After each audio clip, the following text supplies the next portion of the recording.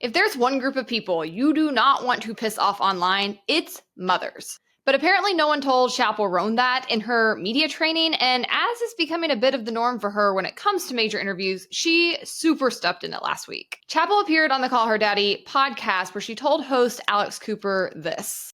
All of my friends who have kids are in hell. I don't know anyone. I actually don't know anyone who's like happy and has children at this age. I have like a 1-year-old, like 3-year-old, 4 and under, 5 and under. I literally have not met anyone who's happy, anyone who has like light in their eyes, anyone who has slept. People who have never watched the Call Her Daddy show, people who have never heard of Chappell Roan have seen this clip. It went mega viral and moms have been taking it uber personally and very in their feelings ever since. But is what Chappell said actually wrong? And if she is so off base, then why are moms so offended? Let's debrief.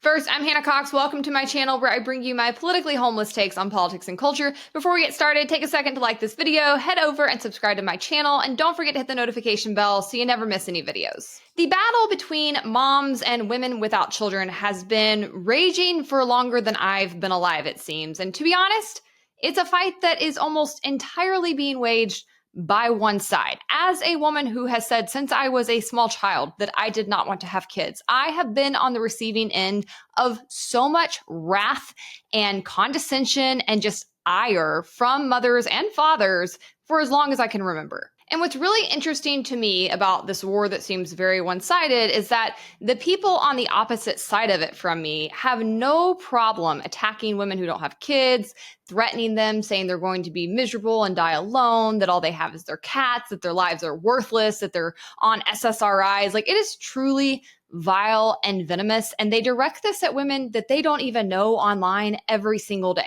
But per usual, the bullies can't take it when things start coming back in their direction, and these people have the thinnest skin imaginable. What Chappell actually said in that interview should not really get under your skin. Saying that someone doesn't want the lifestyle that you have chosen to have is not an insult in and of itself. And if you're happy with your life and a normally emotionally regulated adult, then somebody else saying that your life doesn't look fun or your choices wouldn't be theirs really shouldn't faze you.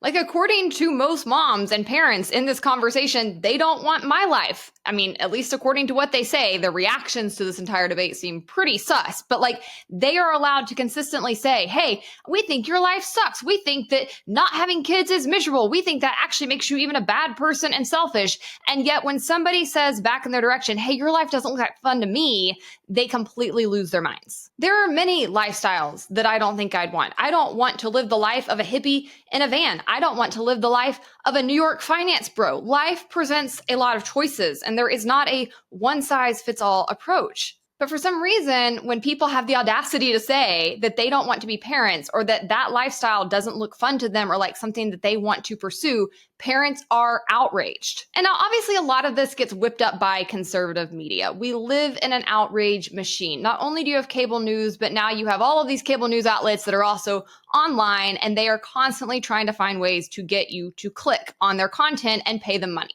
And what gets people to click the fastest is pure rage. And so you had outlets like the Daily Caller posting this clip from Chappell Roan's interview. You also had grifters like Charlie Kirk, who's usually trying to whip people into a frenzy on any given front. He said Chappell Roan, who is apparently famous, is a biological female who finds the need to identify as a female but dresses in drag, says all of her friends with young kids are in hell. I don't know anyone who's happy with kids. You should not be surprised that a person as obviously deranged as Chappell Roan, with the type of friends she probably keeps, would have such a dumb opinion. Fact, the happiest women in America, statistically, are married with kids. Like, it's interesting to me that they immediately try to paint this conversation as a left-wing versus right-wing one. It's very odd to me. And it's also quite funny anytime I see on either side of this debate, people claiming studies back up their way of life is the right way to live. I mean, what an imbecile take. You can get a study to say practically anything, okay? Like, there's a lot of components that need to be met in order for a study to actually be reliable, and even then, bias can take effect. So there are plenty of studies out there that say single women who never marry and women who don't have kids are the happiest, and there's also studies out there that say married women are the happiest. or that say moms are the happiest. And guess what? If you dig into who produces these studies, they tend to be organizations that have some kind of bias in you believing that one path is better than the other. But in reality, the only way to actually determine that is based on you and your individual needs and desires and wants and your situation. Not having kids is probably the right pathway for a lot of people who don't want to have kids, whereas not having kids for somebody who really desires having kids would make them unhappy. This is not rocket science. And ultimately, you shouldn't need a study to validate your big life choices, like whether or not you're going to rip a conscience from the void and make it live on this earth. But nevertheless, it seems as though the targets for this outrage clickbait were hit, and boy, did they respond. I'm a mom of 2 kids under 4, and yeah, my house is chaotic. I haven't had a full night of sleep in years, but you know what? I've never been happier in my life. There is a kind of joy that comes from motherhood that you can't explain to people who only live for the weekend or the next Instagram dopamine hit. Motherhood is messy and exhausting, but it's also full of belly laughs, sleepy snuggles, and tiny little voices saying, I love you. It's honestly the most meaningful thing that I have ever done. The truth is that selfish people don't understand selfless joy. If your definition of happiness is constant validation and zero responsibility, of course kids sounds like a nightmare. But don't project that emptiness onto moms. Don't act like we're in hell just because we've found purpose in something bigger than ourselves. Motherhood isn't hell, it's a blessing. And if that makes you uncomfortable, maybe ask yourself why. These people are never beating the allegations that they are miserable. Like everything you just said sounds awful. You're like, yeah, my life sucks. I'm kind of in hell, but also I get so much validation from this and so much joy from this. Guess what, sweetie? That's great. Nobody said that you weren't happy. Chappell wasn't talking about you. She specifically said people that she knows in her life, her friends. Like, bitch, do you personally know Chappell Roan? I don't think so. So this isn't about you, except for you made it about you because you felt attacked, because I think you identified with what she was saying. Secondarily, nothing about what you just said makes you sound unselfish. If you want to have kids and they bring you joy and they spark light in your life and it's worth all the sacrifice for you, that's great. But that doesn't make you an unselfish person. In fact, it means you reproduced an image of yourself because you love yourself so much you wanted to give yourself that gift. In fact, I think if you really examine most of the reasons people choose to have kids, they tend to be more on the selfish side of the spectrum, whereas people who don't want kids oftentimes are doing it for very unselfish reasons. I've covered this subject more in depth before. I'll link the video, but it continues to amaze me the self-righteousness so many of these people have and just complete lack of self-awareness when it comes to this conversation. And the comments just kept pouring in. Like, this was going so viral on Twitter. It was all I could see for a straight 24 hours. This account, Tallow Mom, said Chappell Roan going on Call Her Daddy saying none of her friends with kids are happy is a prime example of why you cannot just vent to anyone, because I guarantee she has this perspective because a few of her mom friends are going through it, and may a friendship like that never ever find me. May the friendships of narcissistic childless women with no sense of loyalty ever find me. I don't know how to explain this to you, but if you constantly complain about your life and it sounds miserable, your friends are going to believe you. And it isn't betraying you for them to generically say, hey, I've noticed that most of the people I know who have kids are not happy. Their lives don't look like how I would want mine to look. It's like women who complain all the time about their boyfriends or their husbands to their friends and then are shocked that their friends don't like their boyfriends or their husbands. The account in Wokeness said the second her fame runs dry, she will need the strongest SSRI meds just to function. That's the best case scenario. Do you see what I mean? Like, they are always trying to project this kind of image onto women who don't have kids. You're going to be miserable. You're going to be on medication. You're actually crazy. Okay, this next tweet made me kind of giggle because it's just so delusional. The account is seasonal click farm worker, so I guess take this with a grain of salt. But they said the reason parents say things like, it's so chaotic and hard, haha, to childless people, is that the joy our children bring into our lives is so fierce and intense that it would feel cruel and gratuitous even to speak of it in front of them, as if we were egregiously dunking on them. Sure, Jan. I mean, you guys have no problem egregiously dunking on people without kids in literally every other context. As I've already mentioned here, you've got some pretty venomous takes about them and what's going to happen to them and what their motivations are. So spare me this BS that you just don't want to hurt their feelings by bragging about how great it is to have kids. Secondarily, people who are truly happy don't really have to brag about it. Like, if I am around somebody who is a multi-millionaire in my life, I understand pretty easily honestly, that their life is probably better than mine in a lot of ways. When something is inherently good for all people and something that most people should want to pursue, people are aware of that. They're not daft. The fact of the matter is, having kids is not always a good thing for people, and for many, it's not something they should pursue.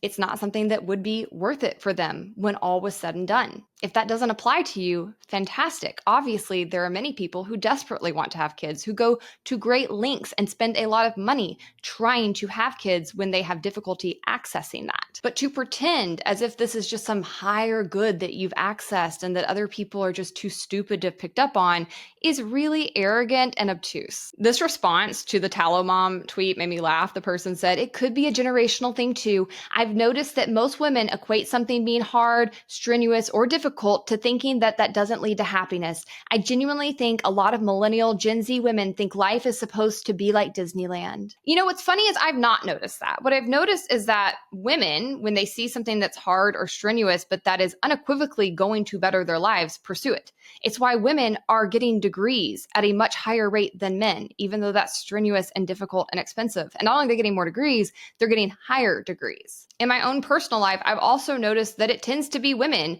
who are doing the very hard and strenuous work of breaking generational curses, going to therapy, working on their mental health, fixing bonds within their families. So the situation is not that women in this generation are afraid of things that are hard or strenuous, or that they think life should be lived like a child at Disneyland. It's that they are only willing to put in hard work and face things that are strenuous when it is going to definitely improve their lives. And again, having kids is not definitely going to improve your life. For many people, it would ruin your life. For others, it would be the best thing that ever happened to you. But the need to insist that everybody make the same choices as you is very weird. I don't know how you can look around at the world and the number of people who need substances just to cope on a daily basis, or look around at all of the hardships that happen to people through no fault of their own. I don't know how you can seriously look at all of the kids who are abandoned, who are abused, who grow up in broken homes and say that every single person should be having kids. It's just bottom barrel IQ thinking to me. Another account with a weird take, Autumn Christian, said the reason the Chappell Roan quote about moms is so contentious is that people are comparing having children to not like a preference being chocolate and vanilla, when it's more like not having kids is being able to choose to not go through puberty. You're opting out of a complete physiological transformation that throughout history almost every single person had to go through. It's not about being happy or not, it's about a process of growth. And here we have the person saying the quiet part out loud. It's about the fact that you're getting to opt out of the hardships that they have had to endure to have kids. That's what's really going on. People without kids are very aware, by the way, that that's what's going on within you. We might be more aware than these people are themselves of what actually is happening for them underneath their skin. There are a lot of people who get pressured into having kids, particularly women. I always think it's so odd when I hear right-wing people saying like feminism has broken women's brains, feminism convinced them not to have kids, this generation grew up being told not to have kids. Like, you don't know any women if you truly think that's what's happened. That's not what's happened at all. I still felt very pressured, thankfully not by my parents, but by vastly everybody else in my life to have kids. It is pushed and pushed and pushed on women, as I said. And when you choose not to, you get attacked to this day. So to act like the pendulum swung so far over that women are no longer pressured to have kids is ridiculous. They absolutely are pressured, oftentimes in very rigorous and intentional and mean ways. And a lot of women fold to that pressure. Women and men, I might add, because Chappell never actually even said that this was about moms. Moms made it about themselves. She actually said that she didn't know any people who had kids, meaning men and women, but that's where the conversation has gone. Anyways, I think there are men and women who regret having kids, who don't like their day-to-day life once they get there, who don't feel that the experience meets their expectations. And because of that, they have a mentality of, I suffered, so you should have to suffer too. And that's where you get this whole people who don't have kids are selfish thing. If that's you, you need to go to therapy for that. That's not a normal response. I get that hurt people, but if you go through something awful, the evolved way to look at that is that you would hope to spare other people from having to experience the awful thing that you went through or make the same mistakes. If you do make mistakes or have hardships that happen to you, and your response is that other people should have to experience that too because you did, you're not a healed person. Let's get through a few more examples of the responses to this. Tallow Mom kept going. She was really bent out of shape over this. She said, studies show that conservative-leaning women have more kids and are also more satisfied with life. It sounds like this is a liberal woman issue, which I'm not surprised by. And then you also had people responding to her with charts showing that liberals have fewer kids than conservatives, which like they do, but the disparity is not as stark as these people act. And again, this is kind of a correlation versus causation thing. I get that the vast majority of Americans cannot read data to save their lives, but as a whole, people on the right tend to be more religious. Religious people tend to have more kids. Why is that true? One, because they get pressured to get married young before their brain's fully formed, and oftentimes get pressured to have kids young before their brain's fully formed. And that's because religious organizations have a vested interest in ensuring that you reproduce more people to fill their pews. I am a religious person, but I can still objectively say that organized religion has a vested interest in population control. It's always been very involved with regulating how people behave and with ensuring that their organizations can continue, which takes a lot of money. So religious people get pressured to have more kids. They tend to fall in line. They tend to be more conservative. Hence, you get more right-wing people having kids than left-wing people. That isn't because the left is like preaching an anti-baby message. It's really not. In fact, I tend to find the left's takes on most of these kinds of issues to be more grounded in the principles of individualism and limited government than the rights are these days. And lastly, of course, you have the mouth-breathing man. He says, feminism is something unhappy women invented to sabotage happy women. Like, are you well? Feminism came about because women were oppressed throughout all of history and they finally had enough. And thanks to technology and thanks to Western civilization, they were finally able to organize and throw off the chains of oppression. Feminism didn't come about because most women were just so happy and coddled and catered to that they were just dying to get to work. No, most women already worked even before feminism. They just didn't get paid for it. And lastly, again, none of this from any of these people is giving happy women happy moms. I know happy women and happy moms, and they don't care if somebody else doesn't want to reproduce. Like, honestly, can y'all even breathe? It's like watching people choke on their own hot air. I think thou doth protest too much. It's because hit dogs holler. Again, Chappell was talking about people in her personal circle, and she wasn't even necessarily targeting moms within this conversation. And yet you had a bunch of women see this clip, make it about themselves, and rush to social media to defend their lives. Like, you had all these moms on TikTok posting these videos to the audio clip of this interview, dancing around with their kids, trying to in some way prove a point that like they're not miserable. But nobody alleged that you personally were miserable. I actually don't know anyone who's like happy and has children. All of my friends who have kids are in hell. I actually don't know anyone who's like happy. As I said, happy people don't usually have to prove that they're happy to other people. For an example, when I was single, I could look around at happy couples, key being happy, and see that life would be better with a husband. Things that are objectively good that make people happy tend to be sought after. And the fact that more and more people are choosing not to go after having kids should tell you something about the role of parenthood. And I think that there are plenty of really important conversations we could have about what could change or what could transpire to make that role more attractive. But you're not going to gaslight people into believing that things are not what they are at the moment. The reality is, for the first time in history, people have a choice on these matters. And because of that, we are seeing people opt out. I'll pause here though, guys. I want to hear your thoughts on this. Make sure you drop into the comments. Let me know what you thought of the interview. Let me know what you think about my takes here. I'm super curious for how this landed with you. While you're doing that, make sure you take a second to subscribe to my channel and don't forget to hit the notification bell while you're there. Ultimately, I think the reason that these people had the kind of reaction that they did to this is that they simply are not happy that what Chappell said hit a sore spot for them and exposed a truth that they have been trying to conceal, likely even to themselves. For the record, there are plenty of honest parents out there, including some who actually really like being parents, but who will still admit that it's hard or that it shouldn't be for everybody. Others will flat out tell you that they regret becoming parents. Like, you need look no further than the numerous regretful parents threads on platforms like